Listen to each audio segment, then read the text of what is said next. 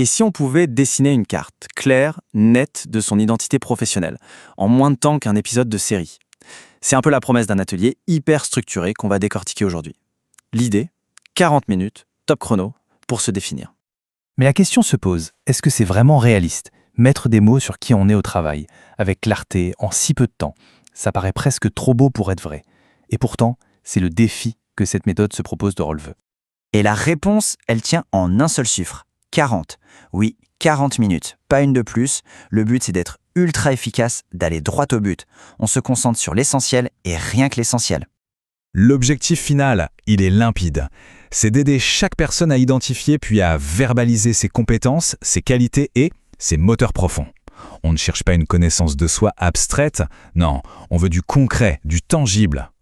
Allez, on plonge dans le vif du sujet avec la première grande étape. Tout commence par les fondations, la cartographie de ses compétences. C'est vraiment le socle sur lequel tout le reste va se construire. On commence avec ce qu'on appelle les savoirs. En gros, c'est tout ce qu'on a appris de manière théorique.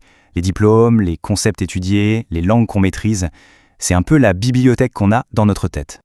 Juste après, on a le savoir-faire. Là, on passe de la théorie à la pratique. Coder une appli, gérer un budget, animer une réunion, ce sont toutes les compétences qu'on met en action, ce qu'on est capable de faire concrètement. Et enfin, le troisième pilier, le savoir-être. Ah, celui-là est peut-être plus subtil. Il ne s'agit plus de ce qu'on sait ou de ce qu'on fait, mais de comment on est. L'empathie, la créativité, la gestion du stress, toutes ces qualités humaines qui façonnent notre manière de travailler. Pour organiser tout ça, l'atelier propose un outil tout bête, mais super efficace. Un tableau à 3 colonnes. Une pour les savoirs, une pour les savoir-faire et une pour les savoir-être. Ça permet de poser ses idées noir sur blanc, de structurer sa pensée et de s'assurer qu'on n'oublie rien. Ok, maintenant que la base des compétences est posée, on passe à la deuxième étape. On va creuser une dimension un peu plus personnelle, les qualités qui nous animent vraiment. L'exercice ici est assez simple, mais très révélateur. On part d'une liste de qualités et on doit en choisir seulement 3. 3 qui nous correspondent le plus. Cette contrainte, elle est super importante parce qu'elle force à aller à l'essentiel, à vraiment réfléchir à ce qui nous définit en profondeur. Et c'est là que tout se joue.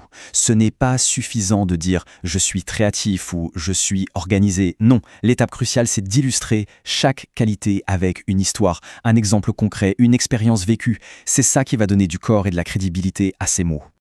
On arrive à la dernière phase d'exploration. On a vu le quoi avec les compétences, le comment avec les qualités. Maintenant, on s'attaque au pourquoi.